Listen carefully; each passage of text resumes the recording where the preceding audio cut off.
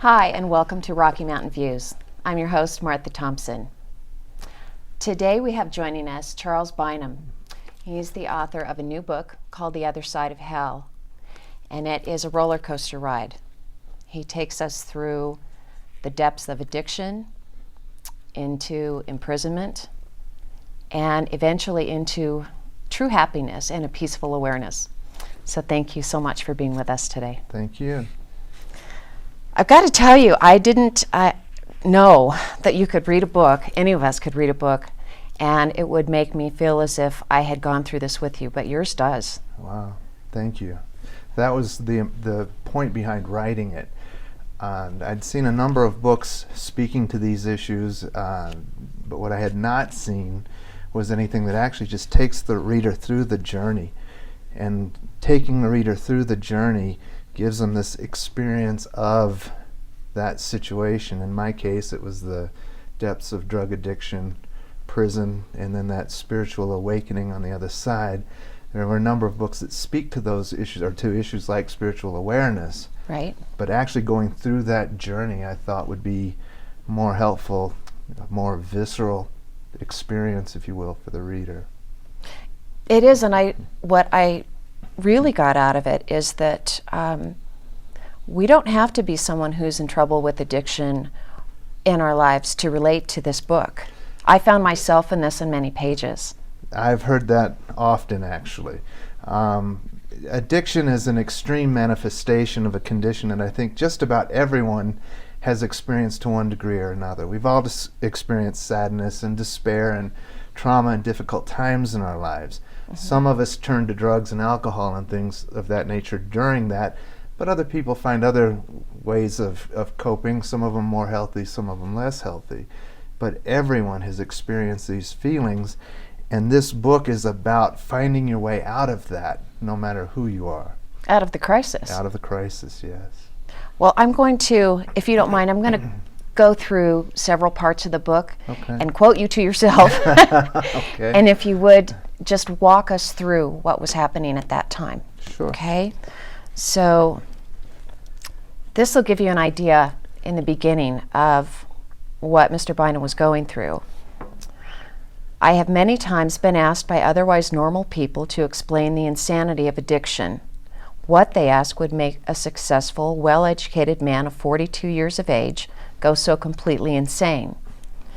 To this question, I have no reasonable answer because the truth is, I cannot begin to understand it myself. The best I can do is describe it. I can carry you through it, affording you a glimpse into the insanity. Perhaps then you will be able to experience the insanity in such a way as to come to an understanding of your own. The descent into addiction actually comes quite easily. It is the journey back that is difficult. Yes. So I know when we first sat down and I asked you about your book, and I said, what happened? Because what happened? And you said that during that time you felt that you had been betrayed by God, and then you just shut down. Yes. The experience was one of, I had done all the things you're supposed to do, reasonably successful life with the wife and the kids and the home and the cars, all the things that you're supposed to have in the American dream, and then in an instant all of that was gone, and it felt like a betrayal. Okay. And the response to that, there's kind of a crisis that occurs when we have these ideas of what life ought to be, and then suddenly we find ourselves in a situation where life isn't that, and there's this sense of it's unfair and how dare this happen to me. And that was the experience that I had. It was just an absolute, this isn't right, this isn't the way it's supposed to work. And you know, we all have this idea of how our lives are going to turn out. We do. And I found mine didn't turn out the way I thought it was going to, and quite frankly I just got angry about it, and a part of me just gave up. And you speak of during that time you had become quite depressed. Very depressed.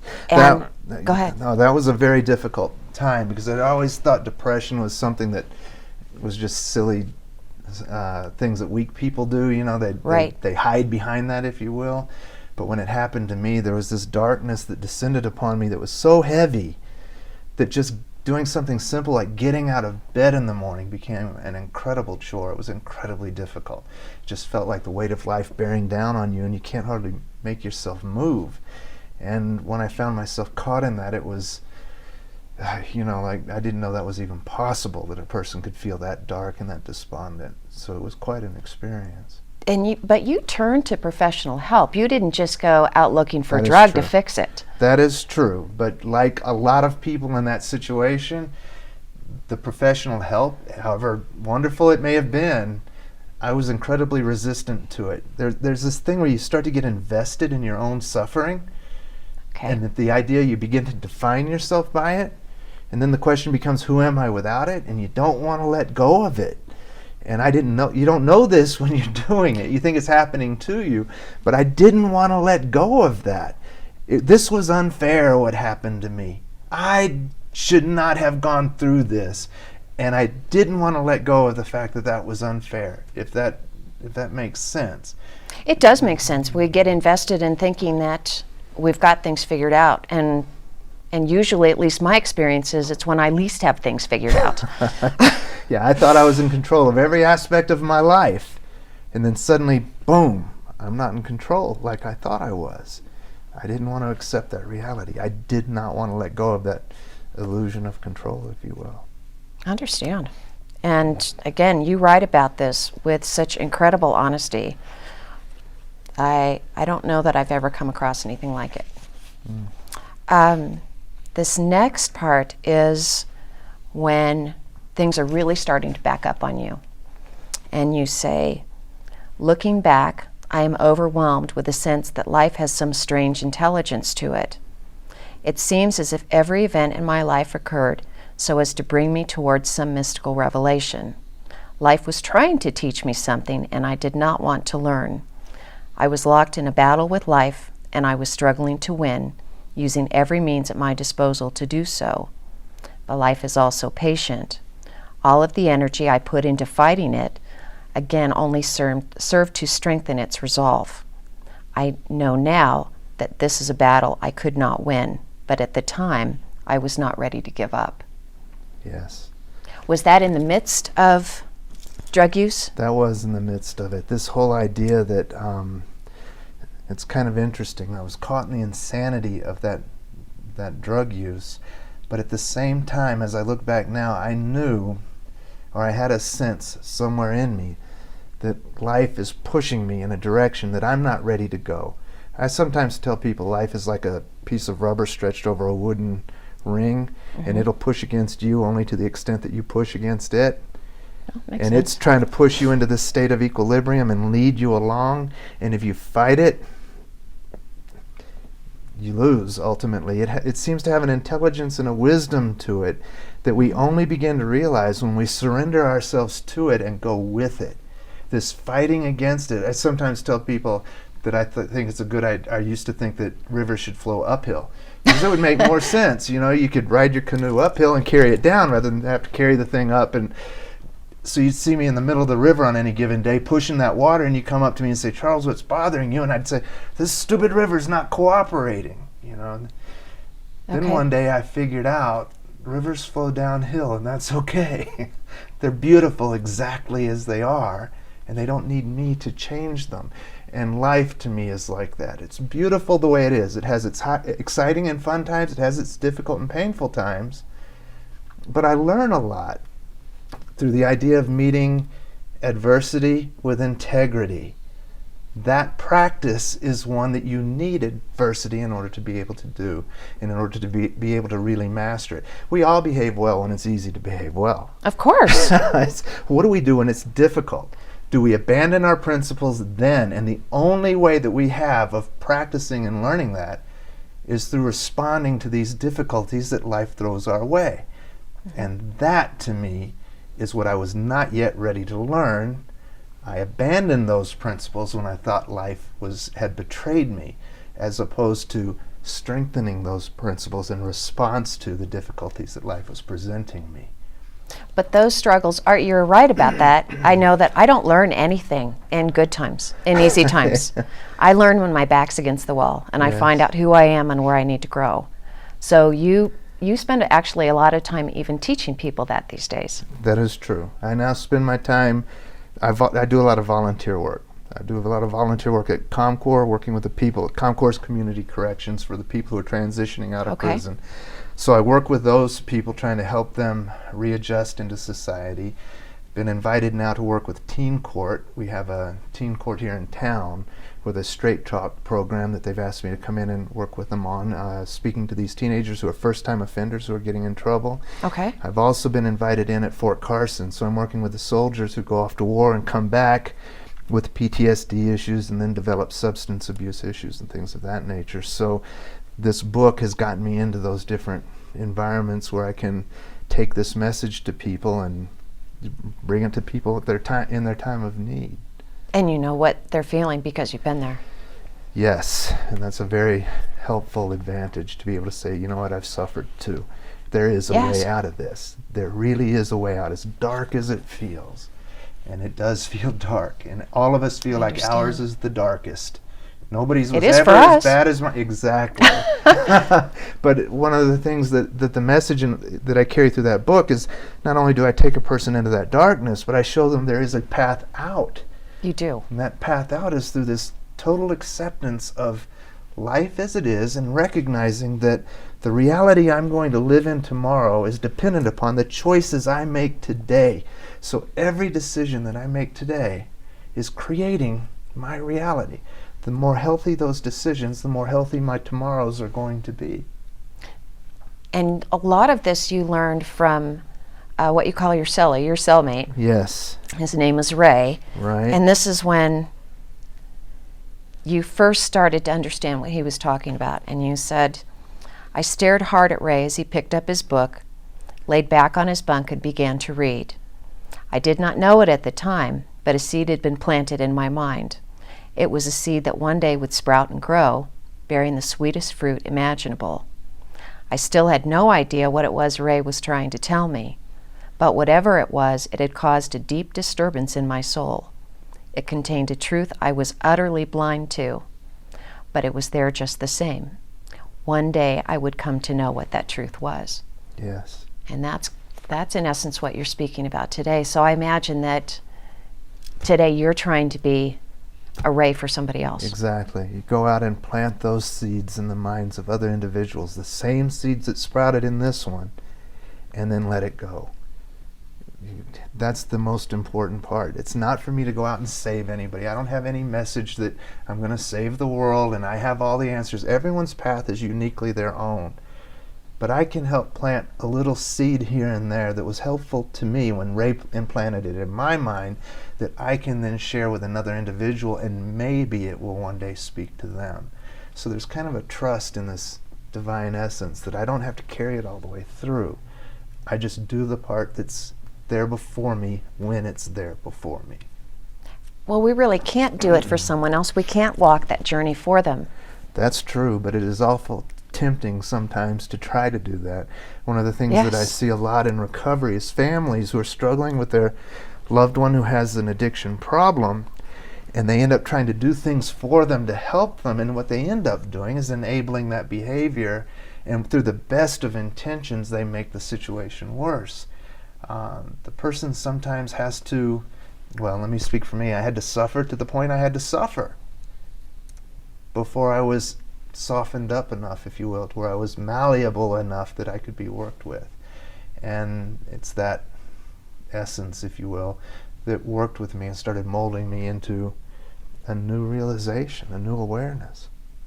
Well, it certainly did. This last quote that I have is, it's what I call the awakening. And it's when Ray was speaking to you again, and he says, stop trying to prove yourself why such thinking works, and simply accept that it works. Absolute surrender of the self and a life devoted to the service of others leads to peace. A life spent trying to serve your own needs does not. It is that simple. You need not think about it beyond that. You just have to live it, and then you will see. Yes. That to me is that experience. And this is an interesting one. One of the things that I've come to is a realization that life is actually quite simple. It's our thinking that complicates it and creates these issues. One of the things I say to people in recovery is, imagine I have a magic wand and I'm going to wave it over your head. And when I do, all of your memories of everything in your life before right now will be gone. It'll be like you just woke up right here, right now. Okay. What will happen to your sadness? What will happen to your resentment? What will happen to your depression? The answer usually is it's gone. If I don't have my memories of all of those things that were making me miserable, I'm no longer miserable. And when we begin to recognize that, that's the first point of insertion, I think, in recovery. The realization that if I'm really miserable right now, what am I running through my mind? What am I focusing on, obsessing over, thinking about that's making me miserable? And if I'm doing that, can I stop? Living in the here and now, right here in the moment, is a sense of peace and acceptance. It is, but it's easier said than done. It's always easier said than done. But anything worth doing is worth working for. One of the techniques that I've used for this, it was very helpful, was meditation. Okay. Not meditation in the sense that you hear oftentimes of, let's reach these exalted, feel-good states. It was a process of sitting quietly and observing what this mind does and how the body interacts with it. Okay. So a thought would pop into the mind, and the body reacts with hormonal responses that causes sometimes a fight or flight sensation, and it starts this cycle. And as you become more aware of that by observing it, you find that you can interrupt it and let the thought come and go without the body responding. And when you don't have that visceral bodily response, I have to do something right now, oh my God, it becomes much easier and much more peaceful. And then when I do get caught in that, I recognize I'm caught in this mind-body interaction that's going on. I need to get somewhere and sit quietly for a while, breathe through it, and come back to my center. These are the techniques that I have learned that have been very, very helpful for me. I can imagine. I think that this is where I think it applies to all of us, because in its simplest form, what you're talking about is emotional intelligence. Yes. And if our lives have been touched by addiction, or something has stopped that process, then we're starting at almost ground zero. Yes. In understanding, okay, if I have an impulse, I don't have to act on it. This is how to treat it. Right. But everyday people, adults, still struggle with that. Sure. I think you talk about the email that you sent off, or the text message that we fly off in anger. We do that all the time. One of the things that we find is that, I'm going to speak to two things here. One is that if we're in a situation where our life isn't going the way we would like it to go, we need to get into a place where we're able to learn. And one of the things that stands in the way is this idea that I already know everything.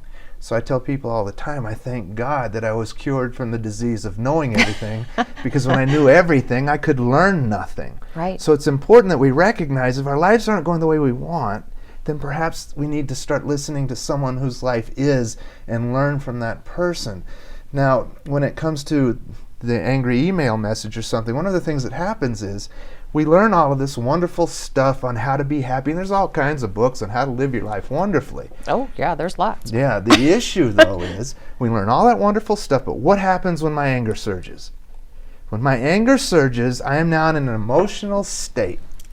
My emotions are convincing and compelling, and here's what they tell me. You're wrong, I'm right, and whatever I do next is justified.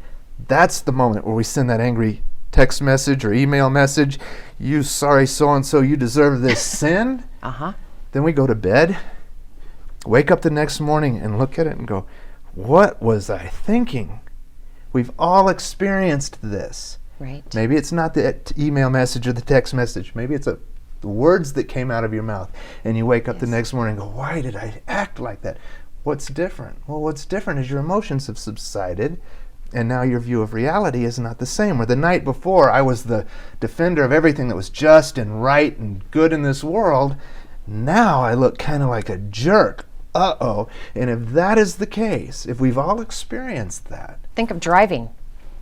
We do it all the time. Right. We can be really rude to people behind the wheel of the car that if they had cut us off in line, we'd both back up and go, "Oh, excuse me, I'm sorry." Exactly. Yes, and if our emotions carry us into those positions and those situations over and over and over again, wouldn't it be better to wait before I act?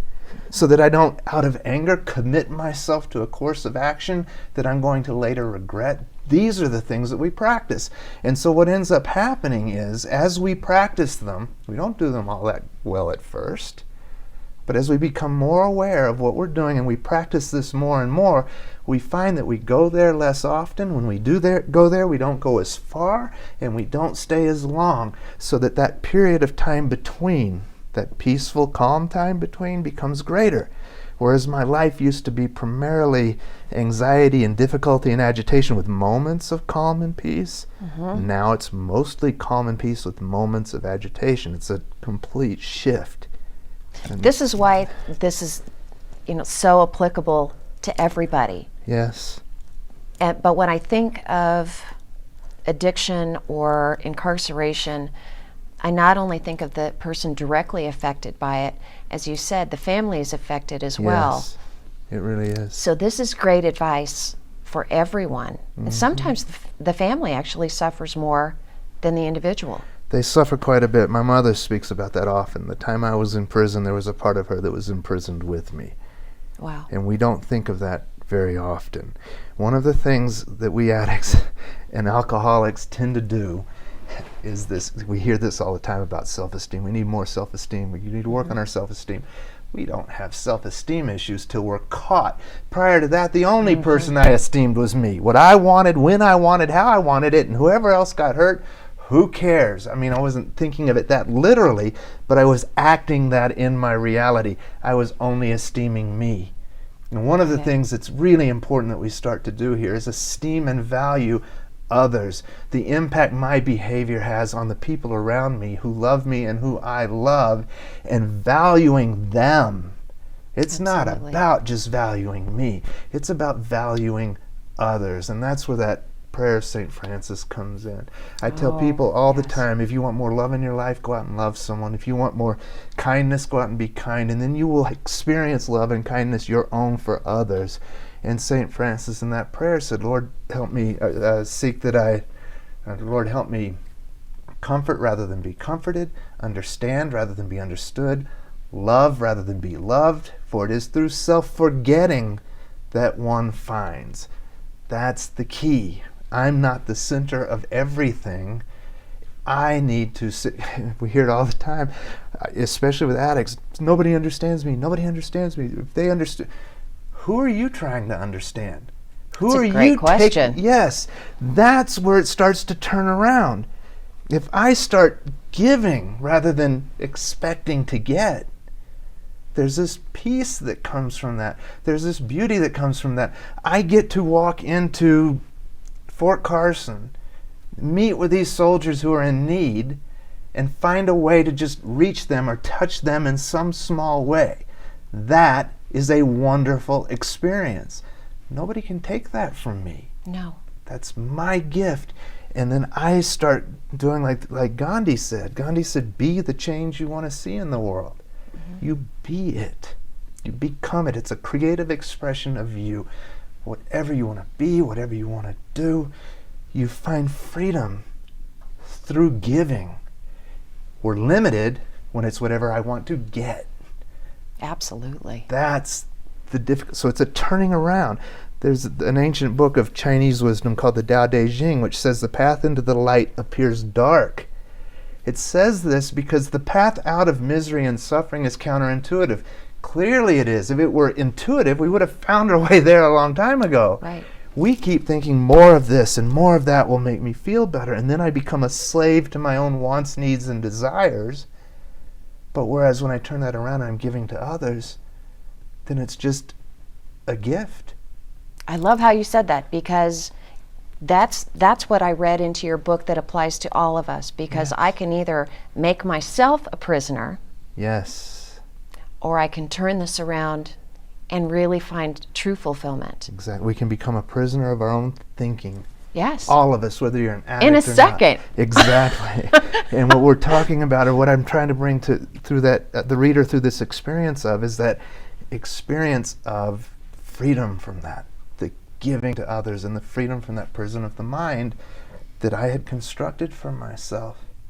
And this is what you're teaching the folks through ComCore. Yes. And again, ComCore means? Community corrections. It's the halfway house, if you will, for people transitioning out of prison. Is that all throughout Colorado, or is that strictly the Springs area? No, they have it in Denver. I believe they have it in different areas as well, but Okay. I'm only working here in El the Springs. Paso County. Okay. So with community corrections, with the veterans at Fort Carson, now with the teen court, and I'm in early discussions right now with the drug court here in town and the veterans trauma court. Fantastic. So, yeah, it's just wonderful, these wonderful opportunities to give something back of what I have learned and what has happened in my life. You're also going to be part of a CTU lecture series. I believe Yes. you said the date was July 17th. July 17th at 5:30 at Colorado Technical University. We'll put that up on the screen for everybody too. We're going to be doing a lecture series. That's going to be the first one in the series, and at that lecture we're going to have my parole officer, the one that I worked with during parole, All right. and me, the one he worked with on parole. We're going to be speaking to the issues that we each have experienced as a part of that process and bringing that message to the student body. It's also open to the public, to anyone who wants to come in and learn something about that. And that's for the criminal justice program at Colorado Technical University. Is there a fee for that? It's or is free. That? Oh, it's free, wow. open to the public. It's just there for anyone who's interested in learning more. If someone's thinking about pursuing a career in this field, it would be a great introduction to what it's really about. Outstanding. Yeah. You've really come full circle. It's been quite a ride. For someone who was really, really lost, now you are helping thousands of people. Yes. You also have a website. I do. It's www.thedivineinme.com. The idea is, it's that namaste idea. The divine Yes. in me honors the divine in you. That kind of a concept. And a lecture series on YouTube, Yes, I do which have I that. watched today. Oh, did you? I did. It was fantastic. I loved that too. And some of my presentations, there's a presentation there that I gave at Denver Metro to the criminal justice students that I have on there as well. So, Outstanding. yeah. Well, again, the book is The Other Side of Hell by Charles Bynum. You can go to thedivineinme.com, and you can also just type in the search engine for YouTube Charles Bynum, and it will pull up several lectures and his Divine in Me series. I recommend it highly, and again, I can't thank you enough for being with us today. Thank you for having me. Pleasure. Until next time, we'll see you at Rocky Mountain Views.